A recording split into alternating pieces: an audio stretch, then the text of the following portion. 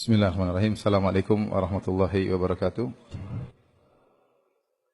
Alhamdulillahi ala ihsanihi wa syukru lahu ala taufiqihi wa amtinanihi wa asyhadu an la ilaha illallah wahdahu la syarika lahu ta'ziman li sya'nih wa asyhadu anna Muhammadan abduhu wa rasuluhu da'ila ridwanih. Allahumma salli alaihi wa ala alihi wa sahbihi ajma'in. Amma ba'd. Hadirin dan hadirat yang dirahmati Allah Subhanahu wa taala. Alhamdulillah Allah masih memberikan kita kesempatan untuk bisa salat subuh berjamaah. Semoga salat kita diterima oleh Allah Subhanahu wa taala. Insyaallah pada pagi hari ini kita akan mendengarkan kultum ya. Kuliah 7 menit ya atau 70 menit atau terserah antum ya. Kita akan bicarakan satu sifat yang sangat mulia yang tentunya juga sudah disampaikan oleh banyak ustadz, tetapi saya rasa saya ingin mengingatkan diri saya kembali dan juga mengingatkan para hadirin hadirat sekalian. Sifat yang membuat seorang dicintai oleh Allah Subhanahu wa taala, sifat yang menyebabkan seorang masuk surga ya. Akan tapi sifat tersebut sangat berat dilakukan. Sangat berat dilakukan sebagai seorang manusia, sangat sulit melakukannya. Sifat tersebut adalah sifat mudah memaafkan. Sifat mudah memaafkan. Allah Subhanahu wa taala dalam Al-Qur'an mengatakan wasari'u ila maghfiratin min rabbikum wa jannatin 'arduha as-samawati wal ardu 'iddat lil muttaqin alladziina yunfiquna fis sarra'i wad dharra'i wal kadhiminal ghaidha wal 'aafina 'anil nas wallahu yuhibbul muhsinin. Kata Allah, bersegeralah kalian menuju ampunan Allah dan menuju surga Allah yang luasnya seluas langit dan bumi yang Allah siapkan bagi orang-orang yang bertakwa. Siapa orang bertakwa tersebut? Jadi Allah sebutkan 3 kelompok. Yang pertama, kata Allah, alladzina yunfikuna fis sarra'i wad dharra, yaitu orang-orang yang berinfak tatkala mereka dalam kondisi lapang, harta mereka lapang mereka berinfak, wad dharra dalam kondisi sulit mereka juga tetap berinfak meskipun mungkin tidak sebanyak tatkala mereka dalam kondisi lapang. Wal kadhiminal ghaidh, orang-orang yang meredam amarah. Kemudian kata Allah wal 'afina 'anil nas, dan orang-orang yang memaafkan orang lain. Kemudian Allah tutup ayatnya dengan mengatakan wallahu yuhibbul muhsinin. Allah mencintai orang-orang yang berbuat ihsan. Ternyata sifat ini kelihatannya sepele, mudah maafkan, tetapi ternyata Allah naskan. Allah nyatakan secara khusus bahwasanya ini adalah sifat penghuni surga. Sifat orang-orang yang bertakwa, sifat orang-orang yang ihsan. Dalam ayat ini terkumpul 3 sifat, yaitu maksud saya ini adalah sifat orang penghuni surga, sifat orang yang bertakwa, dan sifat orang-orang yang berbuat ihsan, di antaranya wal afina 'anil nas, yaitu orang-orang yang mudah memaafkan orang lain. Namun saya katakan tadi sifat ini sangat sulit untuk dikerjakan sebagai kita seorang manusia. Kenapa? Yang pertama, ya, sifat ini hanya bisa kita lakukan tatkala kita dizalimi orang. Kalau kita tidak dizalimi orang, kita enggak bisa mengerjakan sifat ini. Kapan Anda bisa memaafkan orang tatkala Anda dizalimi? Jadi Allah membuka pintu-pintu kebaikan banyak. Di antara pintu kebaikan yang Allah bukakan bagi Anda tatkala Anda dizalimi oleh orang lain. Ya, baik dizalimi dari sisi harta, ya, demikian juga dizalimi dari sisi harga diri, dikata-katain oleh orang. Ya, kebanyakan orang tatkala dizalimi inginnya membalas, ini sifat manusia. Kalau bisa dibalas lebih parah lagi ya. Kalau dia pukul saya sekali, saya pukul dia 100 kali kalau bisa ya. Kebanyakan manusia seperti itu. Tapi ternyata Allah mengajak pada yang lain. Sifat memaafkan, justru sifat itu tidak bisa muncul kecuali tatkala kita dizalimi. Saya katakan berat kenapa? Karena sakitnya itu di mana? Di ubun-ubun ya. Nabi SAW juga merasakan hal tersebut. Allah sebutkan dalam Al-Quran bagaimana sesaknya dada Nabi tatkala dikata-katain oleh orang. Kata Allah Subhanahu wa taala, fala'allaka tarikum ba'dha ma yuha ilaika wa dha'ikum bihi sadruka ay yaqulu laula unzila alaihi malak aw ja'ahu aw laula unzila alaihi malak. Ya, kata Allah Subhanahu wa taala, wa dha'ikum bihi sadruka, dan dadamu sempit wahai Muhammad, an yaqulu, mereka mengatakan kepadamu, laula unzila alaihi malak, seandainya diturunkan kepadanya malaikat. Kok Rasul seperti ini? Kenapa Rasul tidak dari kalangan malaikat? Allah Subhanahu wa taala juga berkata, "Wa laqad na'lamu annaka yadhiqu sadruka bima yaqulun." Sungguh kami telah mengetahui dadamu sempit wahai Rasulullah akibat apa yang mereka ucapkan. Jadi Rasulullah SAW bashar, manusia. Dia diuji oleh Allah Subhanahu wa taala. Di antara ujian yaitu kata-kata orang-orang kafir terhadap Nabi sallallahu alaihi wasallam, dan Nabi bukannya tidak sakit, Nabi tersakiti. Hati beliau juga sempit, dan Allah mengatakan walaqad na'lam, sungguh kami telah mengetahui. Allah tekankan walaqad na'lamu annaka yadhiqu sadruka bima yaqulun. Sungguh dadamu sempit akibat apa yang mereka ucapkan. Apa yang mereka ucapkan kepada Nabi sangat banyak. Kadzab, pendusta, majnun, orang gila, sahir, orang penyihir, mashur, orang tersihir, ya. Orang sakit, kemudian sabi, orang yang keluar dari adat nenek moyangnya, ya. Wa idza ra'auka iyattakhidunaka illa huzwan ahadha alladhi ba'atha Allahu rasula. Kalau mereka melihat engkau, mereka menjadikan engkau sebagai ejekan, wahai Muhammad. Mereka berkata, ahadha alladhi ba'atha Allahu rasula. Apakah orang seperti ini yang diutus menjadi rasul? Apa enggak ada yang lain? Ini enggak pantas jadi rasul. Ya. Jadi kalau Anda dikatakan ini enggak pantas jadi dai, enggak pantas berdakwah, jenggotnya aja panjang tapi enggak. Ya, nanti sabarlah. Nabi juga dikatakan demikian. Nabi juga dikatakan apa pantas orang seperti ini menjadi seorang rasul. Oleh karenanya Allah menyebutkan kisah-kisah para anbiya kepada Nabi sallallahu alaihi wasallam. Bahwasanya mereka juga diejek. Semua nabi diejek. Nabi Hud, Nabi Saleh, Nabi Syuaib, ya Salihu laqad kunta fina marjuwan qabla hadza. Wahai Saleh, dahulunya kami mengharap engkau harapan kami, kok sekarang jadi begini ya. Nabi Syuaib, ya Syuaibu ma nafqahu katsiran mimma taqul wa inna lanaraka fina dha'ifa laula rahtuka larajamnak. Wahai Syuaib, kami tidak paham apa yang kau ucapkan. Diejek. Kami mandang menurut kami kamu tuh hanya lemah, kalau bukan karena kabilahmu kami tidak takut sama kamu. Diejek. Ya. Yahudu ma ji'tana bi bayyinatin wa ma nahnu bitariki alihatina an qaulik. Wahai Hud, kau tidak datangkan dalil kepada kami dan kami tidak bakalan meninggalkan Tuhan-Tuhan kami atas ngomong-ngomong terus enggak apa-apa. Kita enggak akan tinggalkan Tuhan-Tuhan kami. Diejek. Apalagi Nabi Nuh alaihissalam. Makanya Nabi Nuh ini subhanallah diuji luar biasa. Makanya Allah sebutkan kisah Nabi Nuh diutus 1950 tahun dalam surat Al-Ankabut yang Allah buka di awal suratnya. Ahasiban nasu ayyutraku ayyakulu amanna wa hum la yuftanun. Apakah manusia dibiarkan saja mereka mengatakan kami telah beriman sementara mereka tidak diuji? Pasti diuji. Setelah itu Allah sebutkan kisah Nabi Nuh. Walaqad arsalna Nuhan ila qaumihi falabitha fihim alfa sanatin ila khamsina aman. Kami telah mengutus Nuh kepada kaumnya dan dia berdakwah di kaumnya 950 tahun dengan penuh ujian. Wa inni kullama da'awtuhum litaghfira lahum ja'alu asabi'ahum fi adhanihim wastaghshaw thiyabahum wa asarru wastakbaru istikbara. Ya Rabbku, kata Nabi Nuh, setiap aku mendakwahi mereka agar engkau ampuni mereka, niatku baik ya Allah, agar engkau ampuni mereka.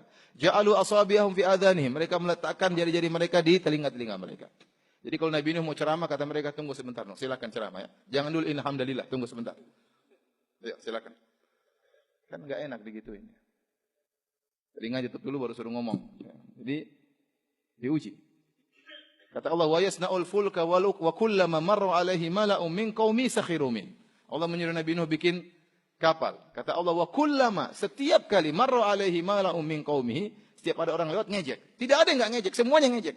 Sakhiru min, ngejek Nabi Nuh. Nuh, sudah ganti profesi kan? Sekarang jadi tukang kayu. Diejek, semua orang lewat apa? Ngejek.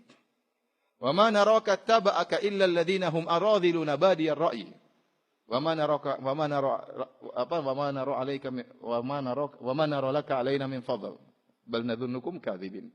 Kata Allah Subhanahu wa taala, mereka berkata kepada Nabi Nuh, ya.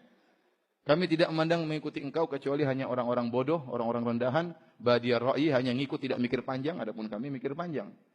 Ya. Makanya setelah Allah menyebutkan kisah Nabi Nuh, Allah mengatakan, wa tilka min amba'il ghaibi nuhiha ilaik. Ma kunta ta'lamuha anta wala qaumuka min qabli hadha fasbir innal aqibata lil muttaqin. Kata Allah, inilah cerita masa lalu yang kami ceritakan kepada engkau tentang kisah Nabi Nuh. Kau tidak tahu sebelumnya dan kaummu juga tidak tahu. Kata Allah, fasbir, bersabarlah. Jadi maksud saya, jadi disakiti itu perkara yang menyakitkan ya. Bukan cuma kita, bahkan para anbiya, bahkan Nabi Muhammad sallallahu alaihi wasallam diejek ya. Wa qalu ma li hadzal rasul ya'kulu at-ta'ama yamshi fil aswaq laula unzila ilaihi malak fayakuna ma'ahu nadhira. Mereka berkata, Rasul macam apa ini jalan di pasar makan makanan, diejek. Rasulullah SAW diejek. Ya. Rasulullah SAW berdakwah, kata mereka, in kada la yudhilluna an alihatina. Hampir-hampir dia menyesatkan kami, bayangkan ya. Kata orang kafir kepada Nabi, hampir-hampir Muhammad ini menyesatkan apa? Kita. Berdakwah dikatakan menyesatkan. Makanya benar kata Allah, wa laqad na'lamu annaka yadhiqu sadruk. Sungguh kami tahu dadamu sempit. Ya. Jadi namanya dizalimi itu tidak enak. Tetapi ada sifat yang sangat mulia, yaitu sifat memaafkan. Dan ingat Allah Subhanahu wa taala mengatakan dalam Al-Qur'an wal afina. Allah menggunakan isim fa'il. Wal afina yang artinya senantiasa mudah memaafkan. Ya, karena kita diuji dengan kondisi kita pasti berulang-ulang ya. Dizalimi orang jauh, terkadang dizalimi orang dekat, dizalimi oleh musuh, terkadang dizalimi teman sendiri. Ya, terkadang orang jauh menyakiti hati kita, terkadang orang dekat menyakiti hati kita. Terkadang istri kita menyakiti hati kita. Terkadang orang tua kita menyakiti hati kita. Terkadang teman dakwah menyakiti hati kita. Banyak ya. Tapi kita harus memiliki dada yang lapang. Wal afina 'anil nas, mudah memaafkan orang lain. Karena sifat ini tidak dimiliki kecuali orang-orang yang berakhlak mulia, orang-orang yang dadanya lapang, orang-orang besar. Ya. Bukan orang-orang yang gayanya saja mantap tapi dadanya sempit, enggak. Dadanya lapang, dia mudah memaafkan. Ya. Oleh karena kalau Anda ingin masuk surga, milikilah sifat mudah memaafkan. Namun saya katakan itu sangat berat. Makanya itulah sifat orang bertakwa dan sifat orang-orang yang ihsan.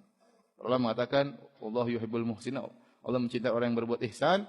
Di antara makna ihsan, selain berbuat baik kepada orang lain, adalah dia dalam ibadah, dia ihsan, dia yakin bahwasanya Allah melihat apa yang dia lakukan. Maka tidak ada orang bisa mudah maafkan kecuali dia yakin apa yang dilakukan olehnya itu, apa yang terbetik dalam hatinya bahwasanya dia maafkan itu Allah melihat. Makanya Allah sifati dia dengan apa? Al-ihsan. Kalau orang tidak yakin Allah melihat apa yang dia lakukan, maka susah dia memaafkan. Tapi kalau dia sampai pada derajat anta'budallaha ka'annaka tarahu fa illam takun tarahu fa innahu yarak. Engkau beribadah kepada Allah seakan-akan kau melihat Allah. Dan jika kau tidak mampu, maka Allah melihatmu. Kalau dia sudah sampai mencapai derajat ihsan, dan ihsan lebih tinggi daripada Islam, daripada iman, baru kemudian ihsan, maka dia bisa memaafkan. Ya. Dan pahalanya sangat-sangat besar. Karena sebagian orang mengatakan, Ustaz saya enggak memaafkan dia sampai hari kiamat. Benar, itu hakmu. Kau tidak memaafkan tidak jadi masalah. Saya akan tuntut dia pada hari kiamat kelak. Itu hakmu. Saya akan ambil pahalanya pada hari kiamat kelak. Itu hakmu, enggak jadi masalah. Boleh dalam syariat kau tidak memaafkan orang. Karena kau dizalimi, boleh. Tetapi Allah beri pilihan yang lebih baik, engkau maafkan. Kata Allah Subhanahu wa taala, wa jazaa'u sayyi'atin sayyi'atun mithluha, faman 'afa wa aslaha fa ajruhu Allah, innahu la yuhibbudz zalimin. Balasan terhadap keburukan, keburukan semisalnya, boleh balas keburukan. Ada pilihan berikutnya, faman 'afa wa aslaha, barang siapa memaafkan dan berbuat baik, fa ajruhu Allah, pahalanya di sisi Allah Subhanahu. Allah jamin pahalanya. Allah jamin pahalanya, ya. Jadi kalau kita balas silakan. Ya. Wa in aqabtum fa aqibu mithli ma uqibtum bih wa la in sabartum lahu khairul lisabirin. Kalau kalian balas maka silakan balas, enggak jadi masalah kata Allah. Sesuai dengan setimpal dengan apa yang dilakukan. Tetapi kalau kalian bersabar maka pahalanya lebih banyak. Jadi kalau ada teman Anda buat Anda sakit hati, apalagi teman ngaji, apalagi teman sering ketemu, jangan tuntut dia di hari kiamat. Sudah Anda maafkan dia, Anda berbuat baik sama dia, Anda berbuat ihsan sama dia. Sehingga dia tidak bermasalah pada hari kiamat kelak, dan pahala Anda lebih besar daripada pahala kalau Anda ambil dari dia. Kalau misalnya Anda tidak maafkan, Anda tuntut dia, Anda ambil pahala dia. Misalnya Anda ambil pahala dia sebesar bumi ini, Anda ambil pahala dia semuanya. Tapi kalau Anda maafkan, pahalanya lebih banyak, lebih berat di timbangan Anda daripada Anda menuntut dia pada hari kiamat. Ya. Jadi kita harus yakin tentang sifat maafkan adalah sifat penghuni surga, namun seperti saya katakan, tidak mudah seorang melakukannya. Dan jika Anda mudah maafkan, Anda akan hidup bahagia. Ya. Karena kalau orang tidak memaafkan, dendam, pendendam, itu musuh kebahagiaan. Kebahagiaan temannya di hati. Kalau Anda kerjaannya dendam, jengkel, marah, ya, Anda tidak bahagia. Tidur pun susah. Ya. Mikir kenapa si fulan enggak mati-mati. Ya. Ya. Sebelum tidur murajaah apa? Kesalahan-kesalahan, kurang ajar si fulan, kurang ajar si fulan, kurang ajar si fulan. Kok dia gitukan saya, kok dia ginikan saya. Selama ini begini, kok sekarang begini. Begitu, enggak habis-habis ya. Enggak bisa tidur ya. Pusing, stres, kena stroke. Sama istri enggak bisa mesra, sama anak-anak apalagi enggak bisa mesra. Lampiaskan kemarahan kepada istri, lampiaskan kemarahan kepada anak-anak. Dan itu musuh kebahagiaan. Jadi kalau Anda bisa maafkan, Anda bahagia. Yang paling bahaya kalau Anda bermasalah dengan orang yang dekat dengan Anda. Ini paling menderita. Bermasalah dengan teman kantor, repot, tiap hari ketemu sama dia. Lihat wajah dia, kita sudah jengkel ya. Kalau Anda bermasalah sama orang di luar negeri, sana di Amerika, nggak jadi masalah ya. Nggak pernah ketemu. Tapi kalau bermasalah dengan orang yang tiap hari ketemu, itu paling nggak enak. Bermasalah dengan murid paling nggak enak. Bermasalah dengan ustadz paling tidak enak ya. Bermasalah dengan teman sejamaah paling tidak enak. Bermasalah dengan kakak nggak enak. Bermasalah dengan ibu paling nggak enak. Bermasalah dengan kerabat, apalagi bermasalah dengan istri, paling nggak enak. Pulang ke rumah ketemu dia lagi. Nggak ada pilihan lain. Terus. Jadi sakit hati terus ngelihat dia juga sakit hati. Makanya orang yang paling utama kita maafkan, orang terdekat dengan kita. Ya. Kalau Anda pun tidak mau memaafkan, tapi maafkan. Anda tidak memaafkan orang jauh, ya itu terserah. Orang tidak maafkan tidak berdosa. Itu boleh, dia tidak memaafkan. Tapi memaafkanlah. Dan kalau Anda memaafkan, maafkanlah orang-orang yang terdekat dengan Anda. Mereka yang berhak, lebih berhak untuk kita berbuat baik kepada mereka. Ya. Demikian hadirin dan hadirat rahmatillah subhanahu wa ta'ala. Semoga Allah menjadikan kita termasuk orang-orang wal-afina anin nas, yaitu orang-orang yang memaafkan terhadap orang lain yang berbuat salah kepadanya. Wabillahi taufiq wal hidayah. Assalamualaikum warahmatullahi wabarakatuh. Yuk ikut dukung dan berpartisipasi perjuangan dakwahsunnah.com dengan cara berikut.